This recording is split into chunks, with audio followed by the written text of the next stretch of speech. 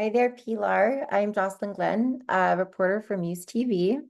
And I'd Hi. like to start by saying, that there aren't too many Black Westerns, right? And however, the Black Beauty title has kind of traversed every decade with every major studio since 1946's Black Beauty by 20th Century Fox.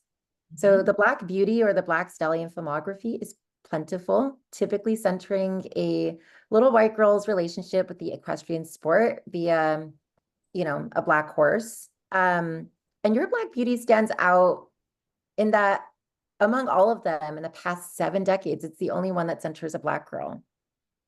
So the show's title, I mean, it takes on two meanings, right? And Jolie's name means beauty or beautiful in French, sharing her name with her horse. How does your show use the horse as a metaphor of commenting on surpassing Black exceptionalism or the pressures placed on Black women, including Black women in sports? Thank you for that question. Um, we as writers in the writers' room and the actress who plays Jolie, Kaya Coleman, we talked a lot about her journey as a Black woman, and what it means to be a Black woman in white spaces, what it means for her to have access to horses, but not only that, but have access to coaches and facilities, which are all very expensive. And one of the things that we talked a lot about is, okay, well, our messaging for the show is this space, equestrianism, equine world is for everybody. So how do we illustrate that on this show? And for us, it was important to bring Jolie down, humble her, and treat her like Serena and Venus Williams in the beginning of their careers.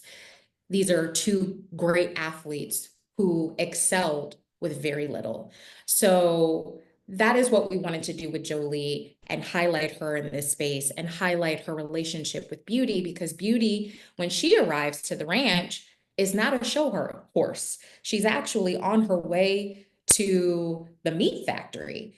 And her relationship with Jolie sort of excels her journey as well, because we realize that Beauty has potential. That's a good one. I mean, much like Jolie, you've entered a new arena, as a show creator.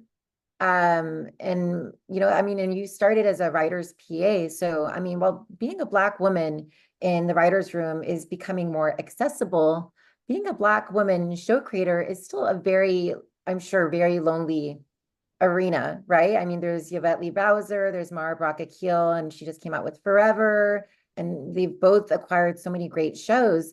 For you, I mean, the root of my question is about self-care. That's a very high position. I mean, and as Audre Lorde says, caring for myself is not self-indulgence, it is self-preservation. And that is an act of political warfare. So how Mhm. do you take care of yourself while championing the show and navigating this lonely field that doesn't have women like us in mind? And while deconstructing the master's house that tells us that Black exceptionalism is the only means to success. Okay, Jocelyn, you trying to hit me this early. Wow. I love that. Um, if I'm being completely honest, I had to figure it out. I love self-care, like just in general. I'm someone who suffers from anxiety and OCD, and performance anxiety, right? Like imposter syndrome. Here I'm finally stepping into a role that I've been vying for 20 years. And do I deserve this? Um, and naturally, because I grew up in the industry and I believe that it is ingrained in us to show up being excellent, that I faltered a bit in the beginning. Mostly because I was taking on everything. We were a show where I didn't have my writers with me in production, and so I produced every episode myself. And then I did post by myself, which is unusual, um, and operating on very little sleep. However, I will say the beauty of this show, the connection that you see on screen also existed behind the scenes. The cast uplifted me. I have to shout out Roxanne, who was our head of makeup. There were a lot of Black women behind the scenes who put their hands on me and said, I got you. So truthfully, I didn't figure it out until I was on the other side, but I was guided along the way just as I was guiding. Mm. You mentioned anxiety, and I know that I don't know your experience with horses. I'm sure you can get into that. Horses really do sense anxiety. So, speaking of which, I mean, animal safety on set is something that's been big among activists within the past 15 years. So, and we see a little bit of that in Jordan Peele's Nope, right?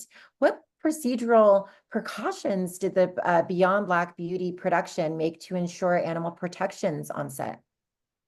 We had amazing wranglers, Rick and Sue Parker, who not only work with horses on a daily basis, but were very, very tuned into the safety of not only the human beings on set, but their horses that they were bringing.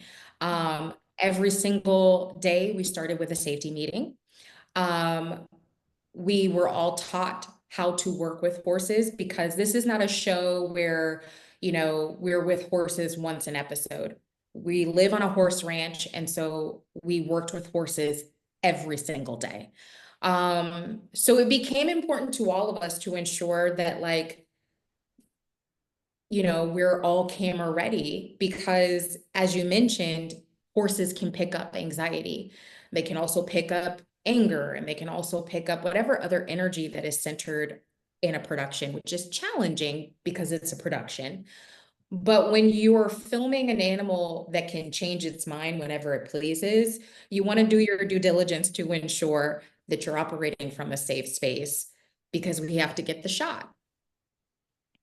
Yeah, and a bonus question, time permitting, but I mean, you got the green light for this 2 years ago and could not have anticipated a writer's strike or the actor's strike in between. So during that time, how did you, um, advocate and push for this show when networks are going a different direction and then you see Kaya Coleman's audition and what does that spark for you when it comes to again being in this position of authority while also kind of in the middle of all that which you cannot control?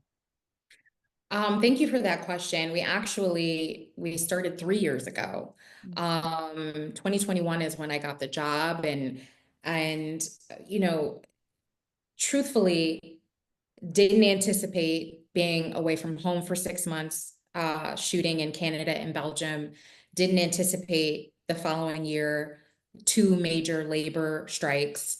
Um, I can't speak for Amazon, but I think I'm sure I became a little annoying because as my first time as a showrunner, I see the value in this show. And it's very rare that Black people get to create and Black people get to be on screen. And so I'm always going to be an advocate for this show.